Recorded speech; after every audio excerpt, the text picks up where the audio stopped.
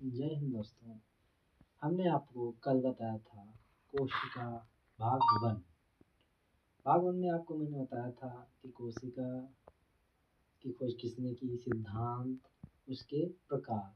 तो प्रकार हमने वहाँ तक बताया था तारक काय तक।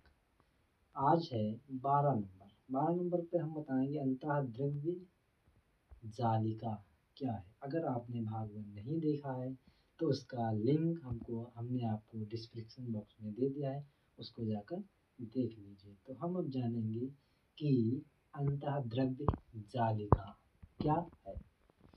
अंतःद्रव्य जालिका 12 नंबर है अंतःद्रव्य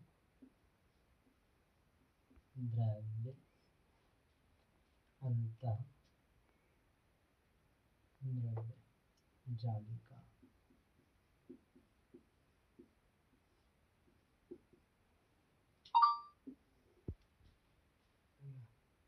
इंग्लिश में कहते हैं इसको इंग्लिश में कहते हैं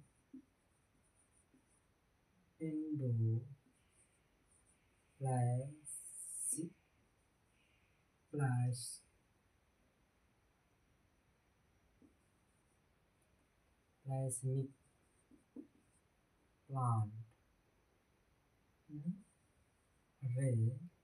रिलेक्सेशन।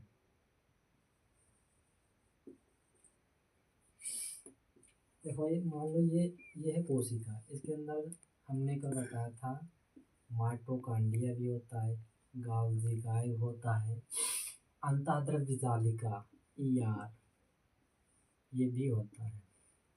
तो अंतःद्रव्य जालिका इसका काम होता है कोशिका में, जैसे मतलब मकान घर बना तो उसमें जो पिलर होते हैं, कंकाल मतलब जो पिलर होते हैं जिस पर दीवारें या फर्श जो स्लेब होती है वो खड़ी होती है, उसी प्रकार अंतःद्रव्य जालिका जो कोशिका में होती है पिलर का काम करती है। तो इसको हम बोलते हैं आंतरिक कंकाल बनाने में सहायता करती है।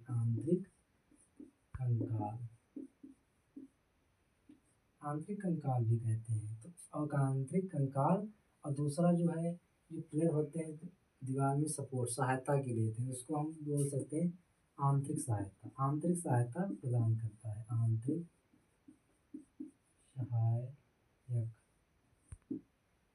सहायक होता है। अच्छा,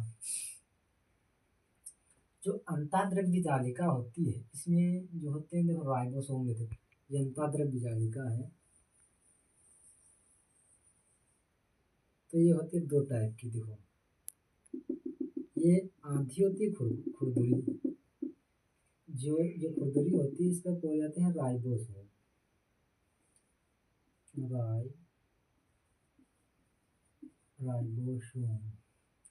राइबोसोम होते हैं। राइबोसोम यानी स्मूथ ये क्या करता है, राइबोसोम होते हैं जो वसा का निर्माण करते हैं। ये करते हैं वसा का निर्माण। ठीक, जो चिकनी होती है, ये इसको बोलते हैं रॉथ या क्या करती है, जो है ये प्रोटीन का निर्माण करती है। ये प्रोटीन का निर्माण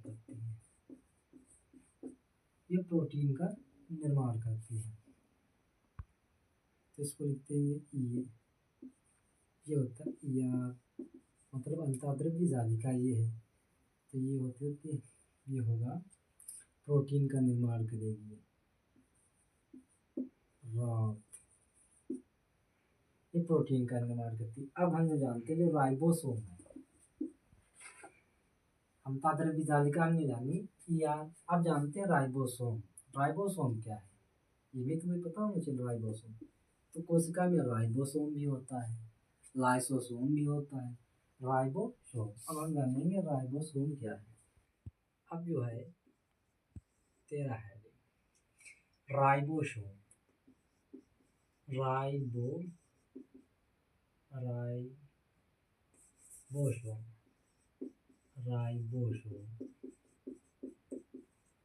राइबोसोम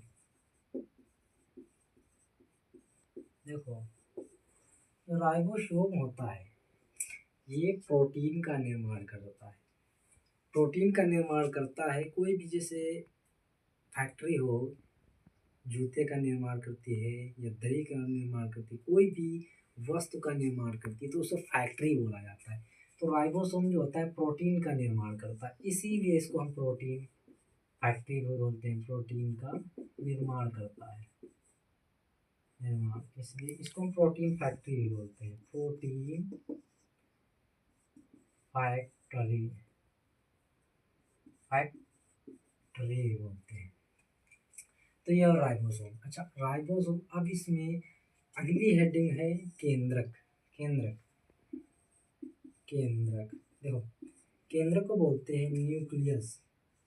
न्यूक्लियस, न्यूक्लियस। अच्छा, केंद्रक जो होता है, केंद्रक इसको बोलते हैं न्यूक्लियस। ये बीच में होता है, कोशिका के बीच में न्यूक्लियस। अच्छा, न्यूक्लियस में होते क्रोमोसोम, डीएनए तथा आरएनए। डीएनए भी होते हैं केंद्रक में, क्रोमोसोम भी होते हैं। Chromosome,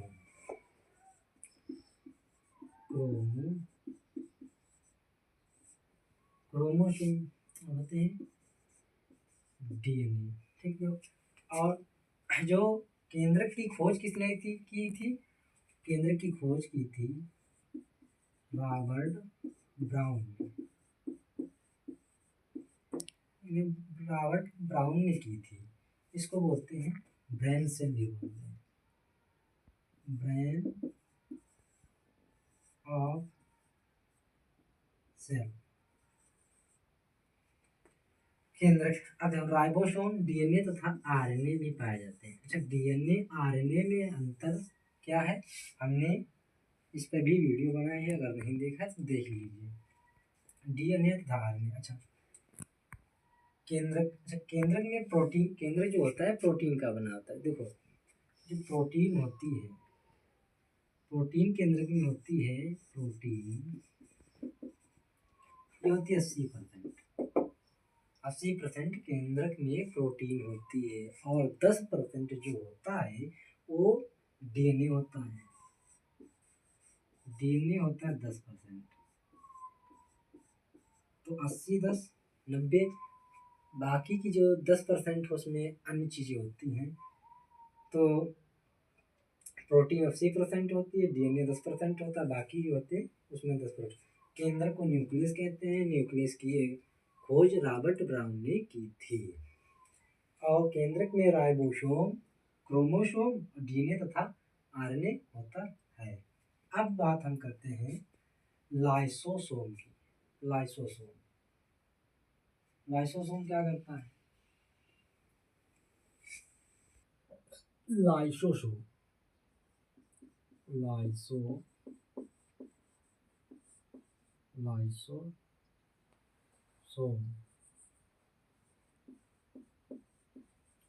lysosome. अच्छा, लाइसोसोम, लाइसोसोम की जो खोज की थी डी डुबे ने की थी। डी डुबे ने लाइसोसोम की खोज की थी। लाइसोसोम को बोलते हैं जो है जल अप घटक एंजाइम, एंजाइम, जल अपघटक एंजाइम। अच्छा, इस कोशिकी पाचन, कोशिकी पाचन। देखो, जो लाइसोसोम होता है ये कोशिका में ही पाया जाता है, कोशिका। अच्छा, ये लाइसोसोम का कार्य क्या होता है? लाइसोसोम कोशिका में जितने भी माइटोकॉन्ड्रिया, गोल्गी काइल्ड, थाइलाकाइड, न्यूक्लियस, केंद्रक और जो है राइबोसोम, इन लोगों पर जो है कंट्रोल करता है। ये इन लोगों का लीडर होता है। ये काम बताता है, तुम अपना काम करो। ये माइटोकॉन्ड्रिया जो ऊर्जा का निर्माण करता है, उसको अगर माइटोकॉन्ड्रिया कोशिका में जो ऊर्जा उत्पन्न करता है, जो ऊर्जा नहीं उत्पन्न करता, लाइसोसोम करता है क्या करता है? इसको खत्म कर देता है, जल अपघटक कर देता है। कोशिकीय पाचन यानी इसको खा जाता है, जल अपघटन कर लेता है। अच्छा, इसका काम यही होता है कि जो है कोशिका में जो इसका काम है उससे करवाए। आरबीसी जो राइसोसोम होता है आरबीसी में नहीं होता है, आरबीसी में नहीं होता है, आरबीसी में नहीं होता। आरबीसी को बोलते हैं रक्त। जो रक्त है आरबीसी, आरबीसी का जो जीवन काल है 120 दिन का होता है। 120 दिन का आरबीसी का जीवन काल होता है। 120 दिन के बाद आरबीसी यानी रक्त खत्म होता है, मर जाता है। तो जब रक्त मर जाता है तो इस रक्त मर जाएगा, ये सड़ने लगेगा। तो ये रक्त जो यहाँ से जाते हुए हमारे शरीर से होते हुए यहाँ पर होता है तिल्ली, तिल्ली जहाँ पर होता है एक अंग होता है तिल्ली, वहाँ पर आरबीसी जाकर रुकता है। अच्छा ठीक, लाइसोसोम तो हुआ। अब जो अगली हेडिंग है उसको देखिए, जीव द्रव्य। अच्छा, जीव द्रव्य को हम बोलते हैं, जीव द्रव्य को बोलते हैं प्रोटोप्लाज्म।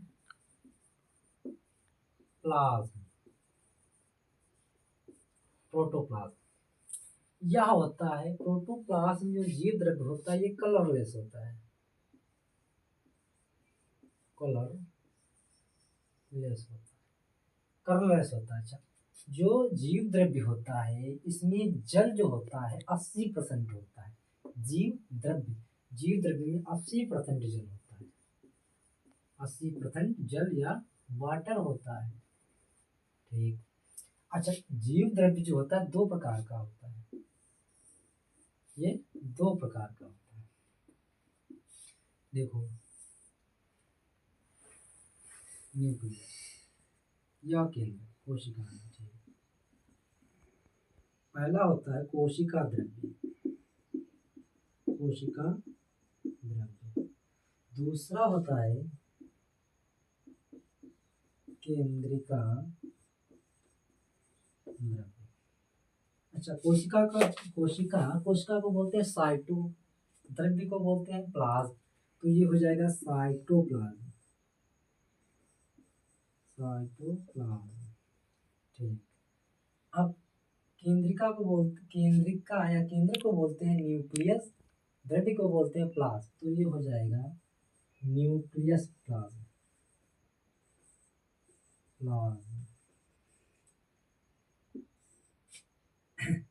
ऊपर को बोलते हैं कोशिका द्रव्य, जो ऊपर ऊपर होता है ये अंदर होता है केंद्र का द्रव्य। अब हम बात करते हैं, ठीक, ये बात समझ में आ गई है द्रव्य। अगली है लवक। लवक क्या है? लवक, लवक,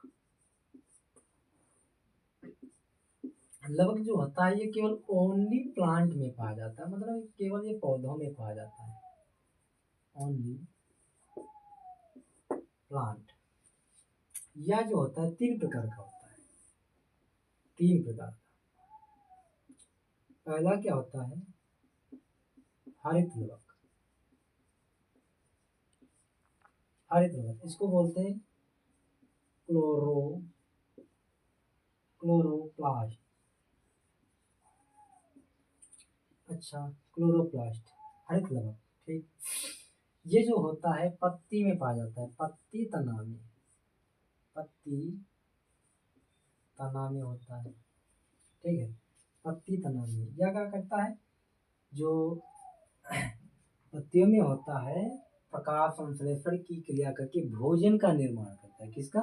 भोजन का निर्माण करता है, भोजन का निर्माण।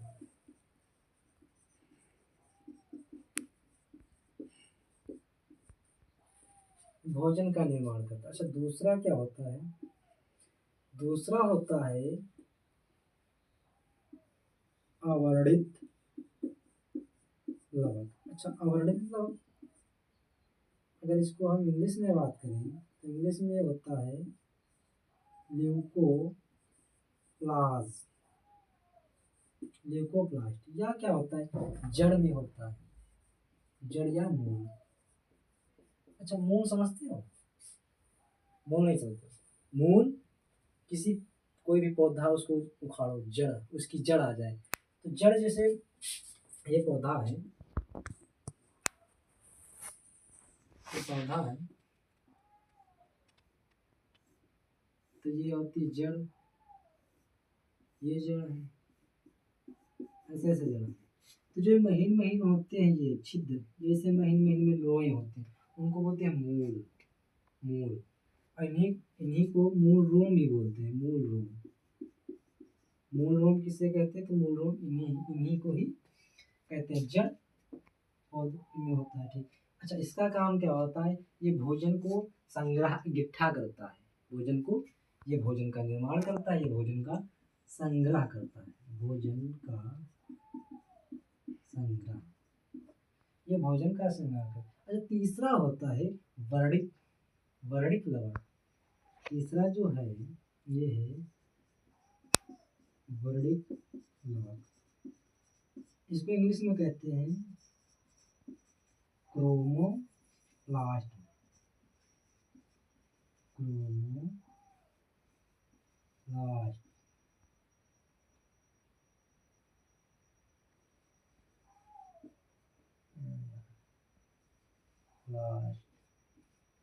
यह जो पेड़ है यह रंग प्रदान करता है। ये पेड़ पौधे हैं, ये फल जो पेड़ पौधे फल देते हैं, उनका यह रंग प्रदान करता है, रंग प्रदान करता है। जैसे रंग प्रदान जैसे होता है, मान लो टमाटर है या गाजर है, क्या गाजर जो होता है कैरोटीन के कारण होता है लाल, गाजर जो है कैरोटीन, कैरोटीन के कारण लाल होता है, लाल होता है। अच्छा, जो टमाटर होता है, टमाटर होता है लाइकोपेन के, लाइकोपेन एक पदार्थ तो उसके कारण टमाटर का रंग लाल होता है। अब हम बात करते हैं, अब मैंने लगभग जान लिया, अब बात करते हैं गुणसूत्र। गुणसूत्र क्या है? क्रोमोसोम, ये गुणसूत्र, गुणसूत्र, गुणसूत्र को बोलते हैं क्रोमोसोम। अच्छा, गुणसूत्र जो होते हैं, देखो गुणसूत्र जो होता है केंद्रक में उपस्थित होता है, या केंद्रक में उपस्थित होता है, केंद्रक में उपस्थित होता है। ठीक। गुणसूत्र में जो होता है डीएनए, डीएनए, आरएनए तथा जीन होते हैं, जीन।